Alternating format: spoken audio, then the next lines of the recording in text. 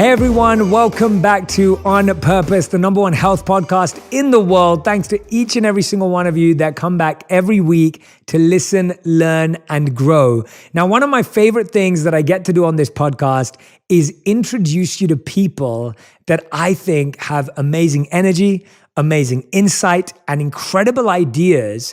And not just that, plans of action, strategies, techniques, and journeys that when they share them with you, you'll be able to follow in their footsteps, you'll be able to feel inspired, and you'll be able to innovate and start living your passion today. And today's guest is going to help us do all of those things. I've known today's guest for just around a year, but I have to tell you that in this year, I've been able to experience her energy through personally spending hours with her, like literally hours. I think when we first met, I spent all of 14 hours with her back and forth on a journey we went on. And then across messages, phone calls, and she's extremely personal, has phenomenal insights for your growth and journey. And today she's here to talk about her incredible book, Believe It. Our guest today is Kern Lima, founder of It Cosmetics. And today we're going to talk about how to go from being underestimated to being unstoppable. Now, for those of you who don't know, Jamie's the co-founder of It Cosmetics, a company that she started with her husband in their living room that has become the largest cosmetic companies in the United States. Listen to this, worth over $1.2 billion. As the first female CEO under L'Oreal, she's an outspoken proponent of female leadership and professional empowerment. And if you don't already know her incredible story, you're in for a treat. Jamie, welcome to On Purpose.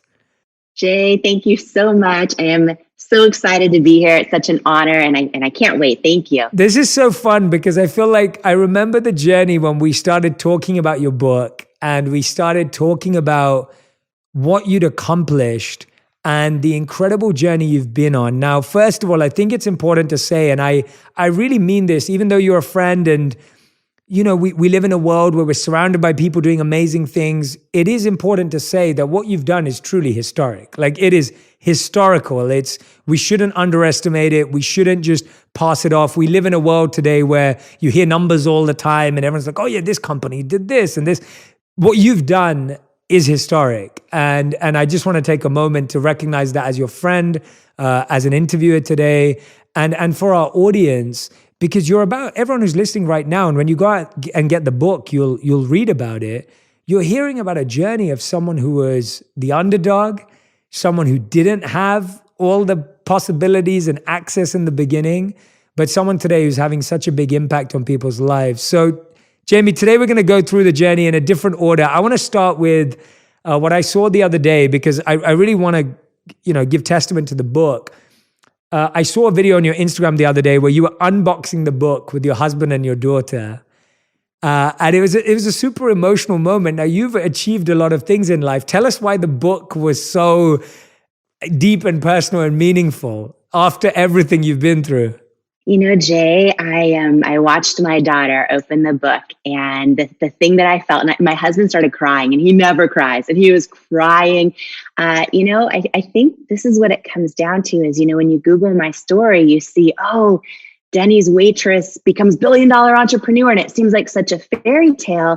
And after years of having so many women DM me on Instagram saying like, oh, did you get lucky? Or, I wish I had connections like you. I kind of realized that if we don't share the real stories behind the stories, like all the real stuff, then people feel alone in their own rejections or setbacks or, self-doubt or not enoughness. And watching my daughter open the book was kind of my proudest moment because this is the first time ever that I've ever just like pulled back the curtain and said, here's what really happened. And here's how the first 3 years of constant rejections happened. And here's how I got through them. And here's the things I did wrong, the things I did right. And, at the end of the day, it's really a story. This book, Believe It, is really a story about a girl who went from not believing in herself to believing in herself and not trusting herself to then learning like how to get still and hear my own intuition and make the decision to trust it.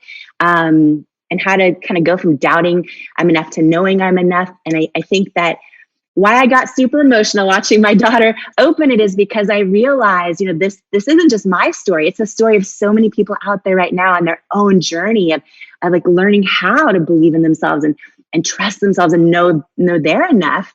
And so for me, it's the most meaningful work I've ever done in my life, because it's not about me, and it's just, I don't know, I'm honored. I think every one of us, and you are testament to this. Oh my goodness, every one of us has a story to share that if we're, courageous enough to share, it can really inspire everyone else on their own journey of like stepping into the person they're born to be. So yeah, it was a really emotional moment, and just proud for my daughter to see that. I want her to grow up and not doubt herself the way I did for many, many years, and to, learn to believe in herself too. And I'm just honored to have learned a ton of lessons that I can hopefully share with her and so many other people. Yeah, I'm glad you're doing that. What I love about this conversation already is everything you're saying is exactly what 99% of our listeners, our community, me a few years ago before I got started, like this is the emotion, that feeling we all had. We doubted ourselves. We were negative about ourselves. We thought that someone else got lucky. We thought someone else just had it handed to them. And so we judged them, or we had a different perception. But tell me about a time, or the times, when you felt you underestimated yourself. Because I think we've all been underestimated by people. And you put up a quote the other day on Twitter that I loved. You said, "You might be tempted to underestimate me, but let me save you some time. Don't." And I love that. I was laughing when I read that, but I know you, and I've spent time with you. And you speak about in the book times where you underestimated and doubted yourself. Tell us about what that really feels like, because I think people forget when they see you today, they'll be like, "Oh, she's probably been confident her whole life." And I know, as your friend and someone that you've been vulnerable with, that's not true. And so I'd love for you to share a bit about that. Yeah, so many stories, Jay. And this is something I think too, for anyone listening right now who's struggling with self-doubt and who like knows they're made for more, but still doubts themselves anyway. I think it's a lifelong journey for all of us, right? It's something that even to this day, there'll still be days where, maybe a friend I was counting on like didn't show up for me the way I thought they would. And I start, and it hurts my feelings. And then B, I go right back there. I'm like, okay, let me get over that. But there's so many moments, and I think us learning how to handle those moments and is key to everything. Because I think self-doubt like kills more dreams than almost anything else. One big moment that stands out to me, and there's so many that I share in the book, because I really want to share how I navigated things the right way and how I did it the wrong way and everything I've learned. But I remember a few years. Well, actually, let me tell you a different one. So I knew ever since I was a little girl, and sitting in my living room, I would watch Oprah every single day. And I always thought, one day I'm going to grow up and I'm going to interview other people. Like, I want to share their stories with the world. I knew I was going to do that my whole life. I just knew. And I was finally working in my dream job in my 20s and 30s as a news anchor, telling other people's stories. And I thought and I went through this big season of setback where I got a hereditary skin condition called rosacea, and there's no cure for it. And I would be live anchoring the news, and I would hear in my earpiece from the producer, "There's something on your face. There's something on your face. Can you wipe it off? Can you wipe it off?" And they were having my back. Like, they were great, but I knew there wasn't anything I could wipe off. I knew it was this bright red, because my skin would get bright red, all bumpy and like sandpaper texture. I knew I couldn't wipe it off. I knew it was the makeup breaking up under the hot lights. And so I went through this season of just trying to find every product out there that, and nothing would work for me. And I thought that I was in this season of setback in my life. And what I'd later learn is our setbacks are often our setups for something that we're supposed to do next on our own calling and our own purpose in life. But at the time, I was in this season of self-doubt, where my inner critic was really getting loud and taking over. And there'd be so many times I would be, live on television, and I'd be thinking thoughts like, "Our viewers changing the channel. am I going to get fired?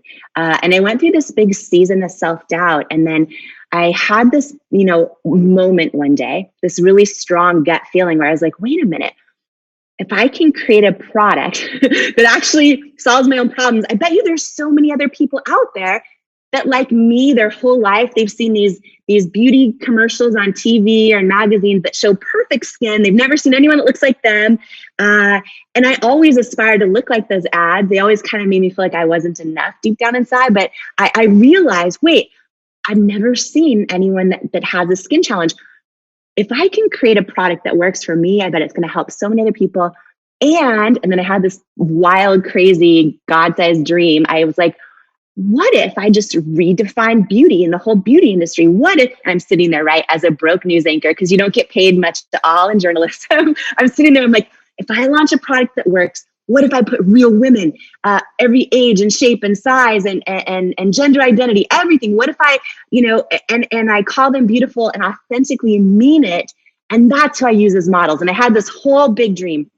Meanwhile, I'm sitting there knowing nothing about the beauty industry, having no connections, but just had this gut feeling. And when I look back on my journey now, and that was 10 years ago, when I look back at my journey over everything that's happened, I have done so many things wrong.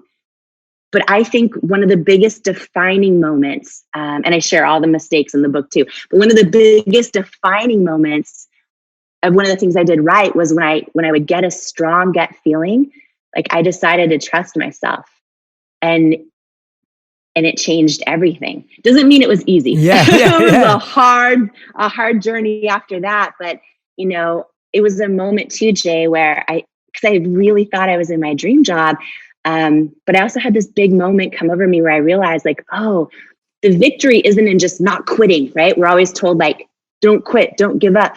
I feel like the victory is in us knowing when to let go of a dream, right? And I think that's as important as knowing when to go after one. And it was this moment where even though I thought I was where I was supposed to be, I all of a sudden felt like I wasn't. And I was supposed to take this next leap, and I decided to trust it. And become an entrepreneur. And that was crazy. I love that story. Thank you for sharing that, because I think when you think about that, like being on broadcast television, talking to so many people, and then to have someone whisper in your ear, there's something in your face. I mean, like that is, that's scary. Like that's really scary. Tell me about how you even got there, because I feel like there's even a layer before that when you had the confidence to be on TV, and that was a dream that you had watching Oprah. Tell us about the period even before that. Maybe it was in your teenage years as a young girl. What were the doubts and the underestimations you had in even to get to that stage of being on TV? Yeah, I think that, being a person who is kind, and I think maybe you can relate to this. I think whenever you're kind, people underestimate you just right off the bat. And so that's been something that, is important to know, I think, your whole life. But, I was always underestimated for that, but I also always had this kind of internal knowing. I'm actually curious if you've had this, but you can tell I want to interview other people. That's like my whole thing. That's not happening today. I'm not letting you. Okay. I'm not letting you. Okay, well, one question, because maybe your listeners can relate to this, or maybe even remember this moment. But I was 9 years old when this happened, and I remember watching Oprah on television. And Barbara Walters said to her, asked her a question in an interview. And Oprah said, I always knew I was destined for greatness her whole life. So she always knew this. And I remember at the time, this made the press everywhere, and people started kind of like hating on her for saying this. And I think people weren't used to, in particular, a woman being so bold to say something like that. But I remember being a 9-year-old little girl. And even though, and I think we all deal with underestimation, I also remember having this feeling when Oprah said that, when Oprah said, I've always known I was destined for greatness. I remember sitting there as a little girl going, me too, me too. And I would literally see what's possible through her sharing her own story and her sharing her own vulnerabilities. And that's a big reason I wrote this book too. But this will be I'll try to make this my only question for you. Like, because look at everything you are doing and look at how you are helping to heal humanity through love, and look at the millions of people you're impacting. Like, have you always had that feeling as well? Since you were little? Yeah, it's a really good question, actually. And this is why you were a great interviewer. I don't think I've ever been asked that question before. So when you were watching Oprah, and I grew up watching Oprah too, but I think the first person that had a big impact on me through their media was Eminem. So I grew up as a teenager listening to Eminem. And I would not just listen to his music, I would watch his interviews, I would watch his early videos. And I think I learned so much about resilience and opportunity from his story. And, you know, he had so many famous songs which would have so many lines about, like, you know, taking your shot, taking your opportunity. And so I don't think I ever believed any of what I am able and blessed to do today was possible. I don't think I did, because I didn't know anyone who'd done it. I wasn't exposed to the media industry. I wasn't around people like that. But I always knew that I had to try. And so I was very much convinced that I could try, and that I had to put myself out there, and I had to take opportunities, and I had to give things a go. But I never was aware of the result. I never really believed that the result was mine. I just knew that if I listened to what Eminem said, that it might happen, because he had this belief set. And so when you ask me that question, I know exactly what you mean. And it's lovely hearing you say that. I think we should celebrate that, because we would all want our children to say, "Oh, mom, dad, I want to go and help people. I want to go and serve people." Like, you're not celebrating, you know, even your work. Like, it's not just celebrating the success of a makeup company. It's like you're celebrating the success of you wanting to help people with a real challenge, with real confidence. There's so much depth to that. So your first chapter is called "When Your Intuition Talks to You, Believe It." How do you know you're hearing your intuition? Because I feel that for so many people today, it's got so quiet, and you're mainly hearing just noise and your parents and your family. Like, how do you know when you know it's like, oh, that's my intuition? How do you know? Yeah. I'll ask you later if you bleached your hair like Eminem, and if you were Slim Shady and went through that whole phase. We'll have a combo offline. But I love that, like, you know, he was someone in your life that you like turned the volume up on and were inspired by it. I think that's huge. So, yeah, you know, intuition, when your intuition talks to you, believe it. Like, I have learned, Jay, like time and time again. And I believe, by the way, every one of us has an intuition and a knowing. And I believe that our knowing is always right.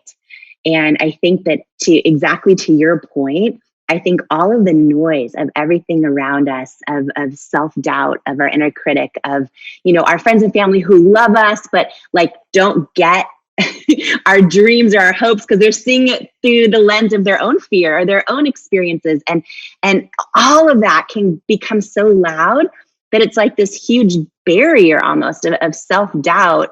It reminds me of like when you're on a flight and you see all these clouds below you. It's like we're walking through life with all these clouds of self-doubt. And sometimes it's so hard to like penetrate through them and hear our own gut and our own internal knowing. And I think a lot of people have lost touch with it and haven't heard it for a long time. Absolutely.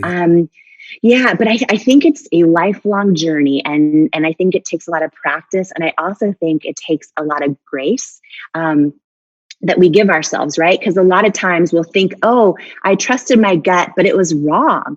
And all these things, like, what do I do? And I think that it takes literally a lot of practice, and it takes building that muscle and getting still and learning to hear your own truth. And I'm sure that, you know, through all of your teachings of meditation, you probably hear from people all the time, like, oh, Jay, I try to meditate, but all I do is go through my to-do list in my own head, or all those things, right? It takes time, and you have to give yourself grace in it. And, you know, an example of how I started building this intuition muscle also is looking back at experiences, right? Like, everyone listening right now can probably think of a time that they trusted their gut, they trusted themselves, and it was right.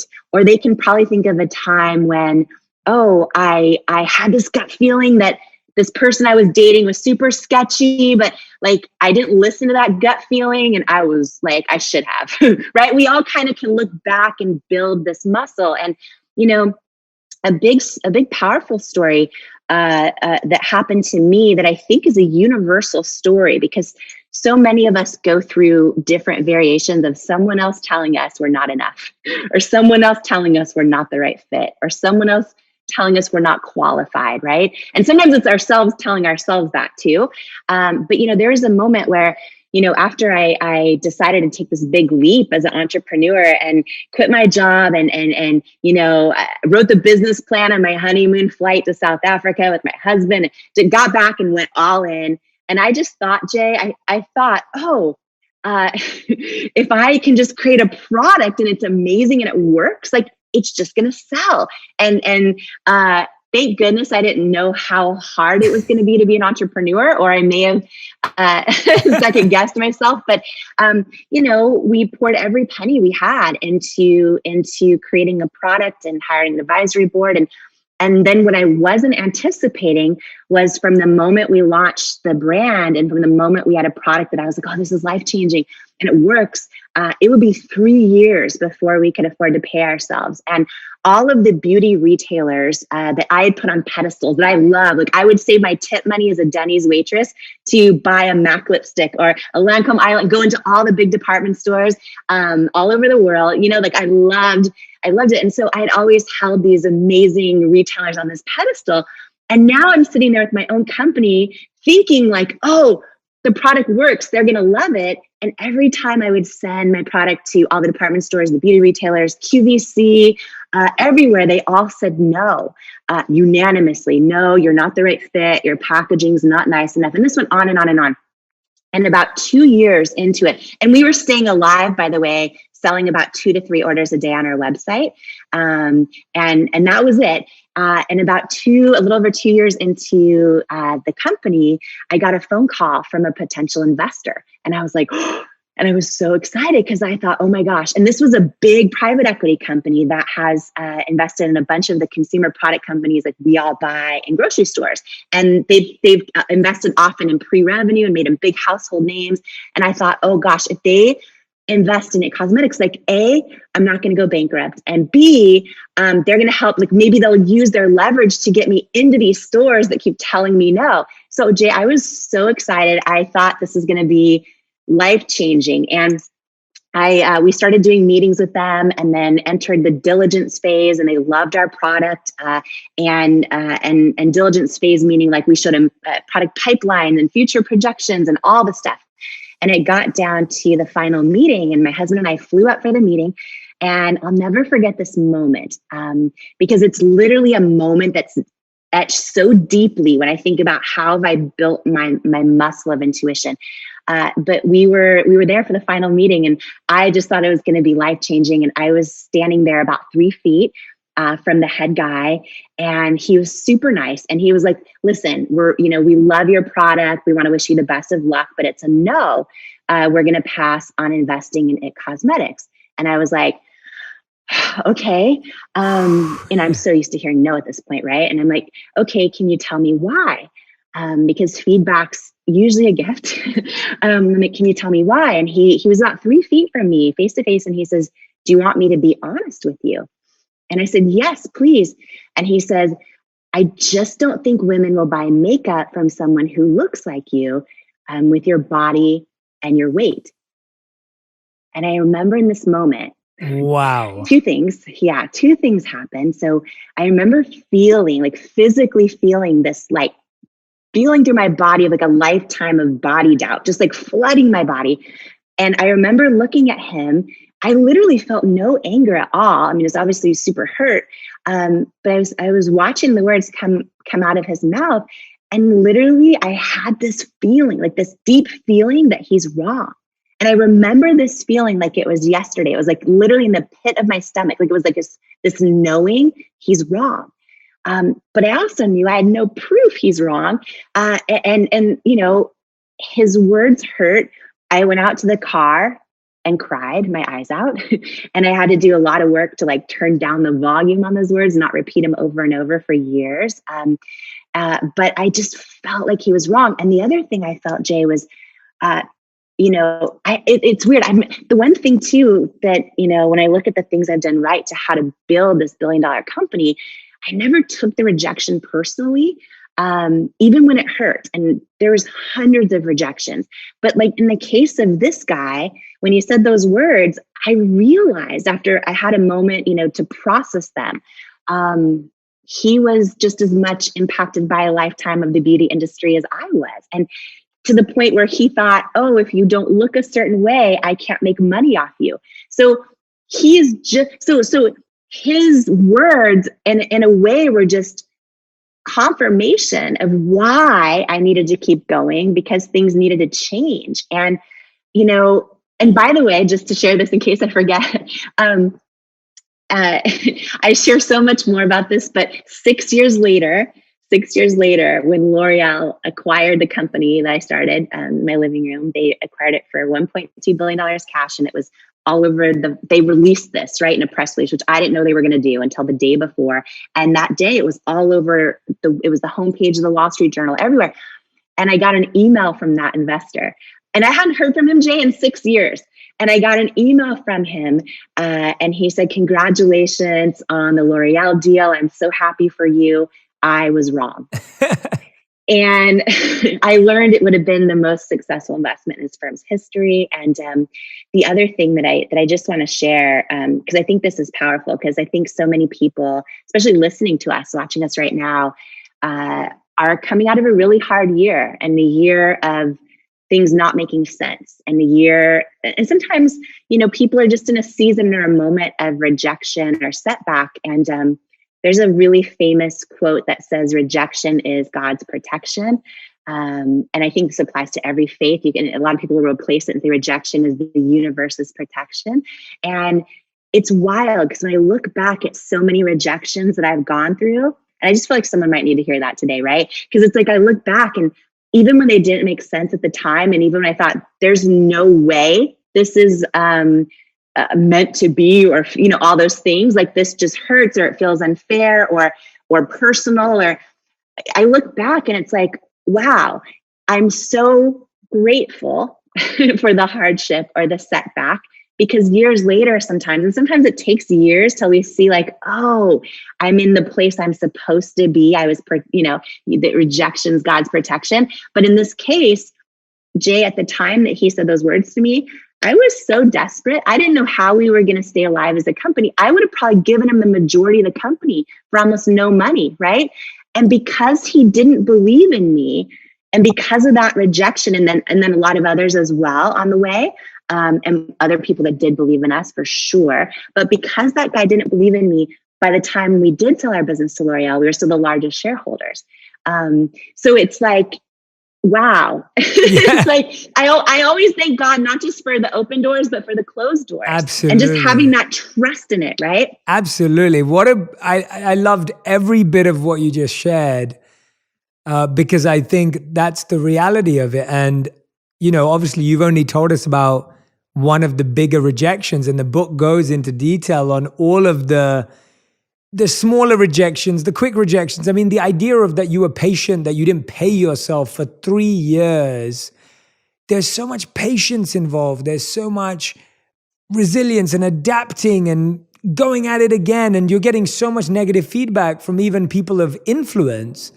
And I think, and I can relate to all of those in my own personal life and my journey. There's so many parallels that I'm like, oh, I remember exactly the executive that I had a similar run-in with. And so what I'm fascinated by, though, is how much have you found that building something successful, what percentage or what ratio is it mindset versus the actual skill of business and product that you're doing? Like, if you had to divide it, where would someone like you divide it? How much of this was you having to learn packaging, learn sales, learn spreadsheets, learn growth, versus how much of this was you being adaptable, being persistent, being resilient and relentless in that pursuit? Tell us a bit about that journey of both of those. Yeah, I mean, gosh, if I had to answer that just right off the fly, I would say 80 or 90% mindset. Wow. I really believe, and now in this journey, now having the blessing of meeting thousands of entrepreneurs and just seeing the ones that make it and the ones that don't, and the ones that build things, or even just human beings, and the ones that go after their goals and things like that, and step into all of who they are, versus kind of like stay in their comfort zone and talk themselves out of their own truth. I really believe, I truly believe, where you come from doesn't determine where you're going. I believe that we all tell ourselves these lies like, oh, I don't have the right connections, or I don't come from the right family, or I am not qualified, I'm not smart, and all those things. I don't believe that. I think that people that change the world, right, are actually famous Steve Jobs commercial. And it's Jack, oh my gosh, Jack Kiersack, I'm trying to remember his last name, that said these words, but it's like the people that are, in his words, the people that are crazy enough to believe they can change the world are the ones who do. It's not the people who are smart enough change the world. It's not the people who are, right? And it's like, look at you having, and you're brilliant, but having a vision to make wisdom go viral. It's like you had the guts to go for it. You know what I mean? You had the guts to believe you can. And it's like, there's so many stories I share in this book where, oh my gosh, I was not by any stretch of the imagination the most qualified person in the room. And I was not the most experienced in all those things. But so many times I just made the decision to believe that I could. And sometimes that's what it comes down to. And I also feel like, I've learned a lot of powerful lessons along the way as well, that have become freeing. And, I heard you share a quote, and you'll know where this is from. You shared where it's from too, but that you can't be anything you want, but you can be everything you are. Will you share that really fast again? Yeah, no, that's it. I talk so about, good. Yeah, I talk about it in my book. I talk about how we've been told two lies since we were young. And the two lies are, the first one is, you can be anything you want. And I do think there's a lie in that, because I think you have a unique journey and you're not meant to be anything. And the second lie that we've all been told is you'll be nothing. You won't make it. You're insignificant. You're irrelevant. It won't work. And that's where I say that you can't be anything you want, but you can be everything you are, because what you are is, and that's your story, what you just said now, the idea that this person said to you, like, oh, people are not going to buy makeup from someone who looks like you. Like, that's one of the worst things I've ever heard anyone say. Like, that sounds terrible, but the idea is that you became who you were meant to be. And I think that stops you from the idea of envy and comparison, Yes. and all of that. Yes. But, oh, you're gone. And Jim. that's so huge. That's so huge. And just to add one thing to that, so I'm going to get so fired up right now, because I know someone needs to hear this right now who's going through this, because we're in this world of social media where we're like, oh, it's so tempting to compare ourselves, or to get distracted, or to feel less than, or to see someone else's highlight reel and think we should change who we are. And, there's two big things that happened, Jay, in this journey. And one of them was, after 3 years of hearing no, we finally got a yes to get one shot on QVC, right? One shot. And it came, and QVC is a live TV shopping channel. So in the US, they're broadcast to 100 million homes live, and there's no script. And every company, from Apple, iPhone, to Dyson vacuum, Vitamix, they all sell their product there. And I had learned, oh, you can sell more product in an hour on QVC than in a whole year in department stores. So I'm like, oh my gosh. And my whole thing was like, well, if I get this shot, if I can ever get on QVC, like, let me take this huge risk of, instead of showing models of perfect skin, let me actually prove that I made a product that works for everyone. And like, I had this vision of, what if I just take my makeup off and show my bright red rosacea? What if I put women of all ages and sizes and shapes and skin tones and skin challenges, like, and as models, and show live how the product works? I had this whole vision. Yet for 3 years, they said no every time. And by the way, that's another example. My gut kept saying, you're supposed to be on QVC. And for 3 years, they said no. And I think when these things happen to us in our life, when we have a gut feeling, but then we're like, oh, it must have been wrong. If you still feel in your gut it's right, it's right. And you're supposed to keep going. And learning to look back on those moments, I think, is how we build our muscle. And we finally get this yes and this one shot on QVC. And it's a long story. I go into detail in the book on how it happened and what happened and all that. But, just to share one tiny piece of it, we learned that in this one shot I was going to get in this 10-minute window on live TV, I would need to sell over 6,000 units of our concealer in this 10-minute window to hit the sales goal or not come back. And we were only doing 2 to 3 orders a day on our website. And so we didn't even have enough money to manufacture the product, get it in there. So we applied for 22 SBA loans. The 23rd bank, tiny bank in California, said yes, just to covering the money to get this one order off to QVC. And it was consignment. So what that meant was, in this 10-minute window, right, I get this one shot on national television after 3 years ago.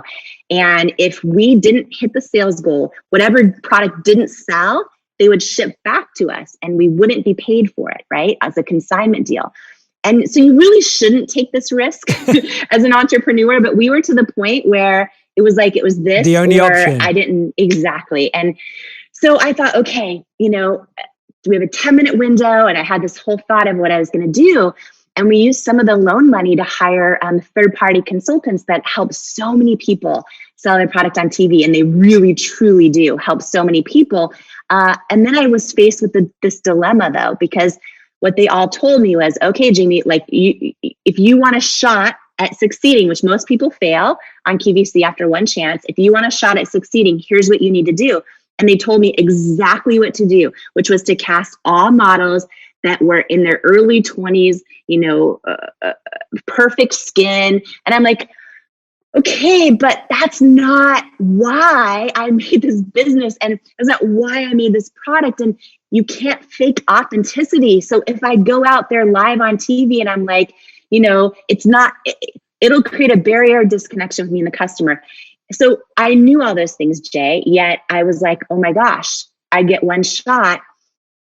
I don't what do I do? And I couldn't try it both ways. And I flew out to QVC a week early before this one shot on air. And they're in Pennsylvania. So they're about 30 minutes west of Philly. And I sat in this rental car all alone in the QVC parking lot, which sounds creepy now because I've now been in the parking lot thousands of times. But this was before I ever got a first shot. And I sat there in the parking lot, staring at the front door, watching people in and out all day for a week straight. And I sat there in that car, praying, crying, feeling because I think all of us go through these moments where we believe in our values, but then they get challenged. And I just remember, honestly, at times being like, well, maybe if I try it their way and then I get success and I build, maybe then I'll try it my way. That's authentic. Wow, I had all those thoughts, yes. Go on. right? Yeah. Of self-doubt, enter my head, challenge my values. And I'll never forget, there was one moment in that car where I just imagined, okay, if I have one shot, what do I want to stand for at the end of the day? And I imagined who that person was turning on their television. And I don't know why, but I kept imagining a single mom folding laundry who had forgotten, was too busy to remember that she mattered and that she's beautiful. And I had this crystal clear moment of intuition where I just realized, I'd rather, if she's going to bless me with 2 seconds of her precious time, I'd rather have her look up on her television and see me showing women who look like her, calling them beautiful, meaning it. I'd rather have her see that and be reminded of her own beauty and have her not buy anything. I'd rather that happen than me sell a ton of product and stand for nothing. And so I knew what I had to do. And I knew for me, it was how do I try and stand for something for every little kid out there who's about to see these images and start doubting themselves, and every grown person who still does. And I just knew what I had to do. But honestly, it was really scary. And I remember walking into the studio for this one shot, this 10-minute window. And Jay, you'll totally understand the setup, but there was cameras everywhere, a big time clock on the floor at 10 minutes. It was set for 10 minutes. And I knew once the host came to my set, because everything's so quick in real time, like they'll go from Dyson vacuum to, you know what I mean? So once she came to my set and that clock started, we would be live to 100 million homes. I would get one shot. And I learned, which was really fun, oh, if you're not hitting your goal a minute or two in, they'll actually cut your time. Like you can be at 8 minutes left and jump to 2 minutes left. And oh, it's not going well. And if you try to sell, nothing sells. So I was freaking out. And, you talk a lot about this and about vision and about mission, about purpose. And those words of wisdom that are so powerful that you share are what helps save me. Those ideas are what help save me in this moment. And what I mean by that is in this 10-minute, segment as we were about to go live, and I see the clock and it's 9:59, 9:58, and I'm live. I would go into this space of, is my dress too tight? I felt the sweat dripping down, and I'm like, wait. In my head, okay, if I make this about me in this moment, I'm done. I had to, in that moment with so much pressure, remember, why am I doing this? And oh, it's way bigger than me. It's literally not about me. And I remember the moment my barefaced bright red rosacea came up on national television, and I was literally shaking like a leaf and from the pressure of just the moment. And I remember going over to all the models, all the real women, all ages and skin tones and sizes and skin challenges like I have. And I'll never forget, there's about a minute left, and the host, and I didn't know how it was going. I was freaking out. I knew that they hadn't cut my time yet. And there was a minute left, and the host says, the tan shade's almost sold out. The deep shade is down to, and I'm like, and shade started selling out. And I just literally, and then I remember the 10-minute mark hit, and the big sold out sign came up across the screen. And I started crying on national TV, and my husband comes running through the double doors of the studio, and I'm like, real women have spoken. And he's like, we're not going bankrupt. And you've met my husband, so you can probably imagine him doing that. So we're not going bankrupt. And that one airing, Jay, this was after 3 years of no, right? And that one airing, which was September of 2010, turned into 5 airings and 101 airings the next year.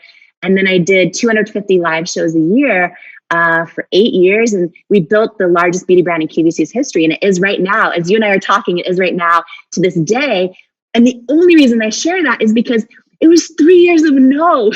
And somebody in your audience needs to hear this today, that no one can tell you you're not the right fit. No one can. And if you listen to your gut and your knowing, it's not about selling a company for $1 billion. It's not about selling out on QVC. It's about, like you said, am I stepping into all of who I am, and am I trusting that? And those are the moments that change our life. Yeah, no, wow.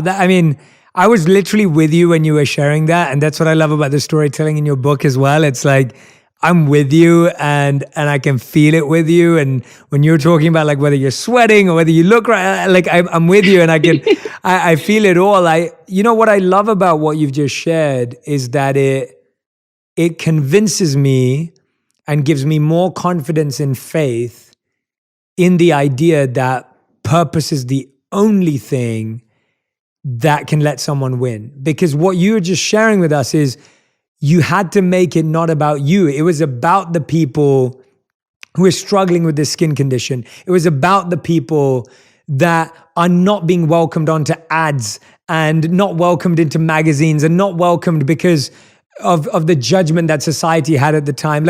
And you were doing it before. I feel like a lot of these topics are being talked about today. This is what we're talking about is 13 years ago, right? 13, 14 years ago. And it was a several year journey to try and shift this to happen in the beauty space. And the thing that's so special to share is, we built to millions and millions of customers, over 1,000 employees, all of that. And I think it's 95%, the last time I checked, of our customers have no skin issues. Wow. 95%, right? It's people that feel less alone and more enough and more seen and are tired of seeing images that don't look like them, and don't just want to find great beauty makeup products, because actually it's not even why I created the brand. And even though I love our products, it's not why I created the brand. I created it to try and shift culture, even for women to be more confident on the days they don't even want to wear makeup. You know what I'm saying? And to feel just as beautiful. So it was like this way bigger thing. And exactly what you said, I think, is so true. And one of the stories I talk about in the book is this experience I had with Mean Girls and dealing with that. And I actually never was bullied as a kid. And the first time I ever was bullied was in my 30s in the QVC green room. And it was like shocking because it was adult women. And I've never shared, 95% of the book I've never shared before, but I share these stories because I just want everyone going through them to connect and to see like, oh, here's one idea of how to get through it. And here's another perspective on it. And, in this story, I had friends I thought were my friends. And by the way, most of my close girlfriends have been my friends for like 20 years, and they are amazing. And they all have different faiths, they don't vote the same. They don't love the same, all the things. And they are amazing. So I'm blessed to have really great friends. But one thing I learned is, when you start a new dream, not everyone's happy when you actually start to become successful. And I had this moment where I thought there's just a handful of women who I really thought were my friends. And when my brand started really taking off, they didn't like that. And I went through this season of bullying, which I go into in the book. And I would like go out of leave a show after like selling, all the sales pressure. And I'd leave a show and go sit in the car and cry for hours, and then come back in and have to do another show, and just trying to get through it and figuring it all out. And I had this big moment that was two big moments actually, Jay, that happened in the QVC green room that were life-changing. And I've now seen to be universal across thousands of entrepreneurs I've met and all the women I mentor now.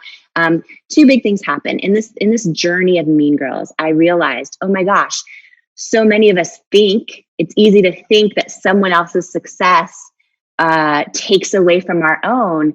And I don't believe that's true. Nope. And right, it's not true. And what I decided to do in this moment of getting bullying was not let it be a distraction, not actually even for a second think I'm competing with them. And I had this big aha moment where I realized, and I believe this to my core, none of us are here to compete with anyone else. I believe we're here to compete with the person we know we're born capable of becoming. Yeah. And that person has nothing to do with anyone else. That's, to your point, our own unique purpose, our own unique calling. And that's what I focused on. And even to this day, Jay, I know I'm nowhere near that person yet who I'm capable of becoming, but I'm sure, on my journey. But the thing that when I kept that as my focus, what ended up happening in these 8 years I spent in the green room, I saw thousands of entrepreneurs come and go. And when I look back at what's the commonality with the ones that actually made it and the ones that built something that lasted or built something that matters? And to your question earlier, it's not how smart are they, how qualified are they, right? It's literally this simple. This is what I've seen in thousands of entrepreneurs.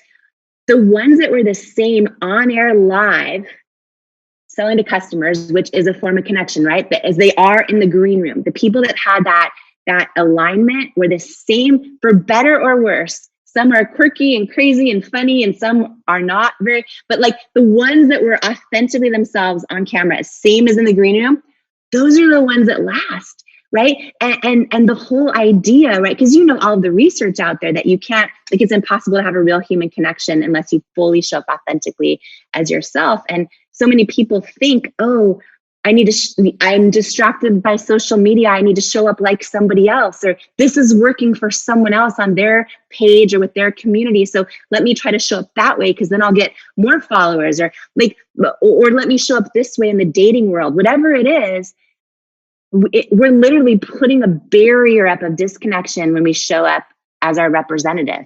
And I watched this happen thousands of times where someone would be super, whatever in the green room, amazing, funny, happy, sad, introverted, whatever it is. And then they go on air and they're their representative. and you can't fake authenticity.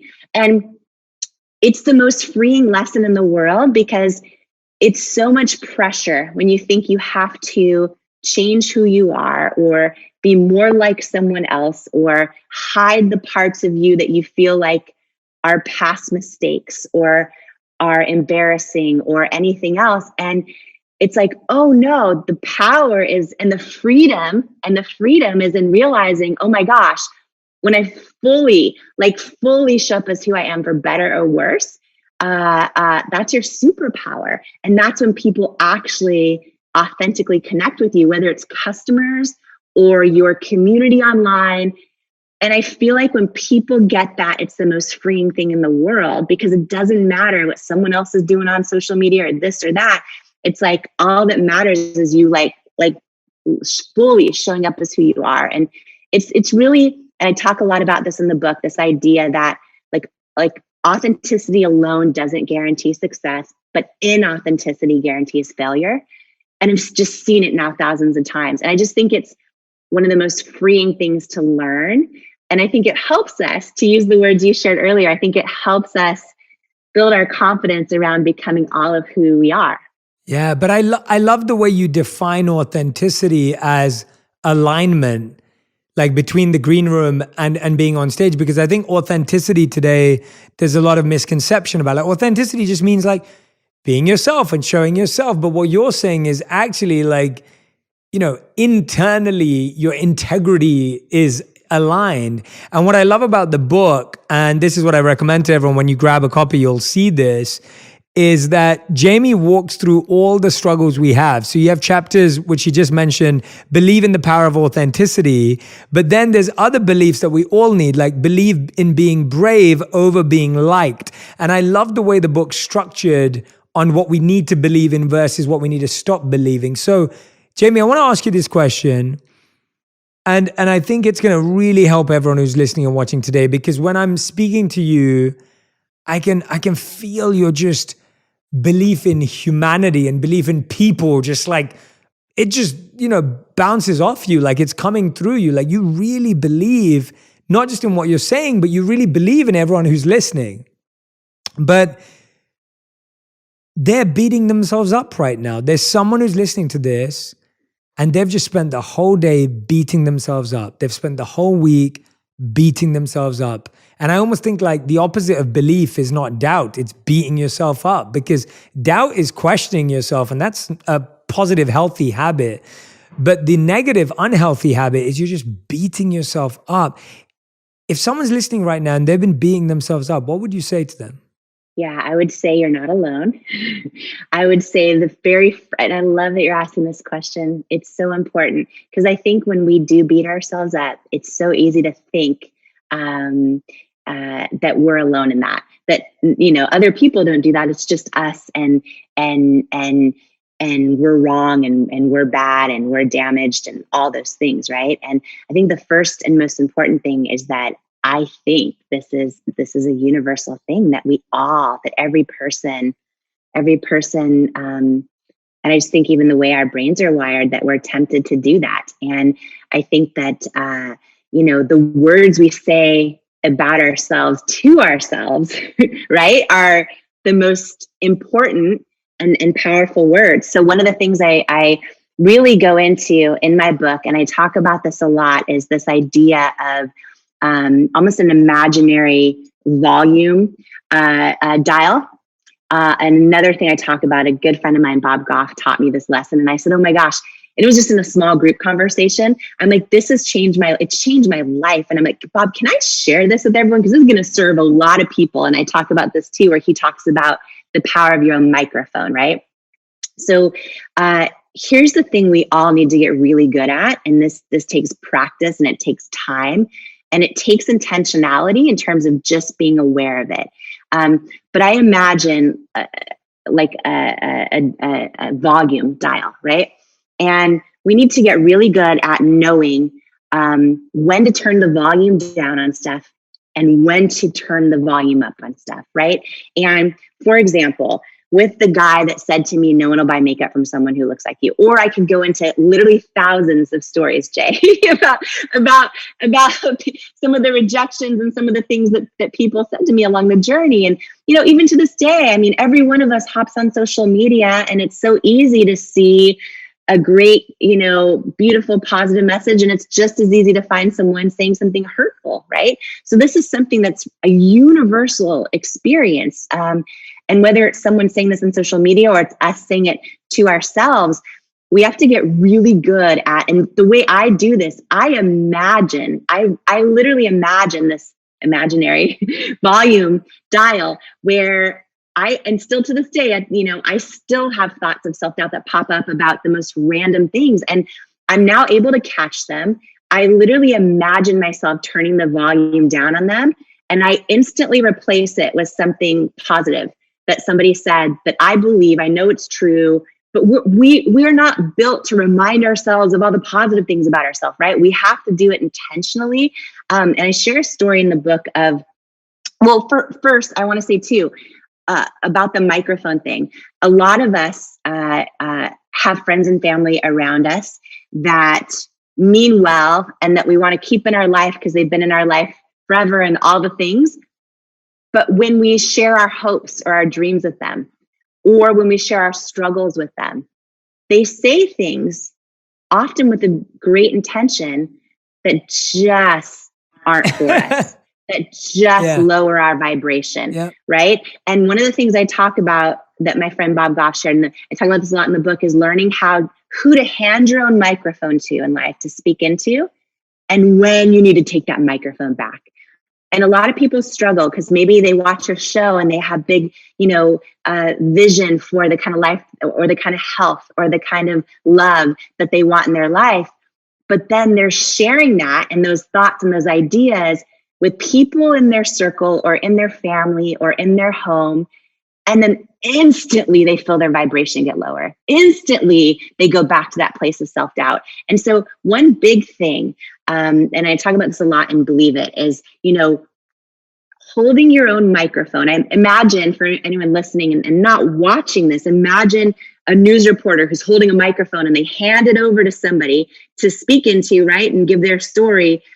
And then they're able to take their microphone back. If you watch really seasoned TV news journalists, they never let go of their microphone because they know if you give it to someone who's giving you a firsthand account of something or other, that person will take that microphone and you have a hard time getting it back on live TV. That's such a good analogy. That's such a good analogy. But imagine in real life, every second, Jay, we're giving our microphone to someone else when we're letting them speak into our life, right? And sometimes it's like a friend at the gym, and sometimes it's, a family member. But we have to get really good at going, when I'm struggling and when I, need someone to talk to and I talk to this person, is this filling my soul? Is it helping me? If it's not, you have to take your microphone back from that person. You can still keep them in your life, but maybe you talk to them about like what happened on The Bachelor last night or whatever, but you don't talk to them about your struggles. And similarly, so many people I know watch your show and are inspired for their own purpose and their own sense of health and their own sense of peace. And, if you share these ideas, maybe with a partner, maybe it's your spouse or your boyfriend or girlfriend or significant other, whatever, they may not be on that same path of enlightenment and personal growth. And you might be so frustrated that you keep sharing it with them. And then you're just like, and so listen, and then all you're doing is literally stealing your own joy and lowering your own vibration when you keep trying to do that. And so I've learned this lesson, and I think it's so powerful, of taking your microphone back. And similarly, why you and I talked, I think, for 14 hours, the first trip we were on, and Roddy and all the amazing people on that trip, is like, you can feel when you're speaking into each other's microphone and your vibration's going higher. And people get it, and they're dreaming. And it's not that people tell you what they want to hear. They'll still call you out on your crap, but like everyone has this vibration, right? And I think knowing, and by the way, your show can be something that someone puts their microphone up to, right? It doesn't always have to be a person physically in their life. Your book is that's a perfect example. Absolutely. Yeah, exactly. And so that is huge. And what I would say for people, really just struggling with that inner critic is that I think it is a practice of identifying it. And for me, of course, I am the biggest proponent of therapy, and I'm the biggest proponent of personal growth and all of those things. And in my book, I share a lot of the tools that worked for me, because I think that, so many of us are in that spot, and that self-doubt takes over. We start to, hold on to past labels people put on us, words they said about us, past mistakes, past miscalculations or regrettable incidents or things we did wrong. But like, I believe in life, like we're not our past mistakes or any of those things. I believe we're our intentions going forward. And I think that, starting implementing some of these tools from the book and into your real life is really big, because for me, I battled self-doubt my whole life. And, there are so many stories. The investor and the weight one is just one of many. There are so many that I share and talk about how did I get through. And I would create this imaginary toolbox that I would just go back from and pull from. And one thing in my imaginary toolbox is just every time I catch myself, putting myself down, telling myself things like, you're not qualified, you're this, that, I pull from another moment and I replace that in my own mind. And I try to turn the volume up on that. Right. And sometimes it could be, something kind that somebody said in the line at Starbucks. Like sometimes it could be someone saying, oh, you just brighten my day. And I'll remind myself, oh, and I turn the volume up on that. There's a moment I share the first time when I met Michelle Obama, and something she shared to me in the book. And she just said the most beautiful words. And I won't give up the story, but those words, I replay them in my mind, right? So when I have moments like I'm tempted to replay my own self-doubt, I literally turn it down and I replace it. And I think that's a big thing. And I think it's important to know we're not alone, and it's all a journey. The way we started this conversation, I think, is so relevant to this question, which is all of us have these experiences of self-doubt, and then we all of a sudden have the noise of other people's opinions. Or if you're launching a business or building a community online, like what I went through was years of no proof that my idea was going to work. So when we have no proof around us that what we're doing might be successful, and we have friends and family worried about us saying, are you sure you should have quit your job? Or are you sure you're qualified? All those things, right? And then we have rejection, then we have our own self-doubt. It can be so loud that we literally end up like staying in our comfort zone, talking ourselves out of our own truth, right? Staying in our comfort zones, never starting the dream, never, writing the book, never creating the blog or the podcast, or right? All those things. We stay in our comfort zone, which makes a lot of other people more comfy too, but then it chips away at our own soul. And I think it robs us from becoming the person we're born to be. So it's a journey, I think, of intentionality, and we're all in this together, right? And what a beautiful thing that anybody going through this right now is able to hear your show and is able to hear you and me and connect with us. And because, we're all the same. I believe we're all connected. Absolutely. And I believe we all have the same hopes and doubts and fears and dreams and all that. I love that. Everyone, that is Jamie Kern Lima. Believe It is the name of the book, How to Go from Underestimated to Unstoppable. I want everyone to go and grab a copy of the book. You heard like a smidge of the stories. There are incredible stories, tools, techniques, everything inside this book that's going to actually help you break through the biggest issue in your life, which is belief, self-belief. That's the biggest block. There is no bigger block. And all of it is laid out in this wonderful book that Jamie's put together. And Jamie, I'm going to end with you with what we do with every guest is our final 5. So these answers have to be given in one word or one sentence maximum, as there are final 5. And so, Jamie, are you ready for your final 5? Let's go, Jay. Okay, awesome. So the first question I have is, what is the best advice you've ever received? God can dream a bigger dream for you than you can for yourself. I love that. That's an awesome piece of advice. I fully agree. Okay, second question. What's the worst advice you've ever received? You need to change this about yourself to fit in, and then you'll do great.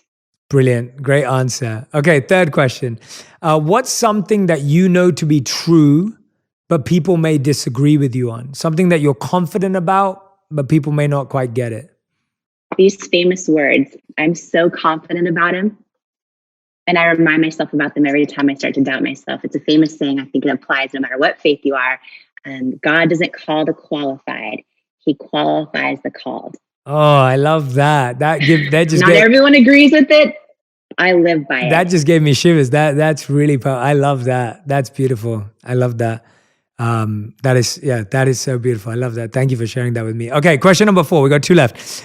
Question number 4. What's the biggest lesson you've learned in the last 12 months? Champions aren't made when the game is easy.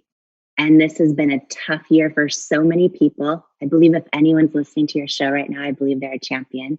And I think we'll get through this. Uncertainty won't take us down. I love that. Thank you for saying that. And 5th and final question. If you could create one law that everyone in the world had to follow, what would it be? Be love. I love that. Live love, be love. That's beautiful. What we all are. Everyone, Believe It is the name of the book. How to Go from Underestimated to Unstoppable. Jamie Kern Lima. Jamie, it has been just amazing talking to you. I've felt every ounce of energy through the screen. I know that right now you've been busy with press and interviews. You've got so many amazing people supporting your book. I mean, you know, Jamie's got everyone from like Oprah and Robin Roberts and just incredible people that absolutely adore you and what you do. And I want to thank you for taking this time to be on Purpose, to stay up after.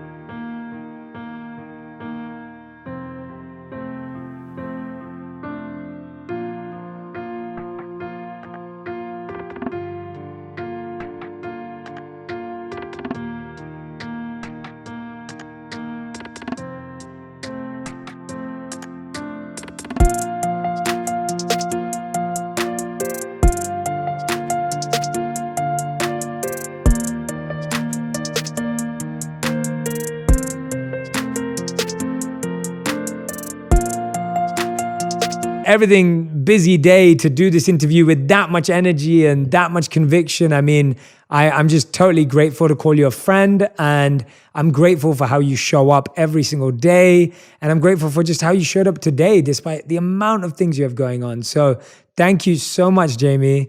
And I can't wait for this book to be in people's hands. I'm so excited. Jay, I'm excited, and thank you to you. And it is always the greatest joy when you meet someone in real life who's literally fully exactly as they are when you see them, you know, online, and that was you. And wow, what a gift. And so super.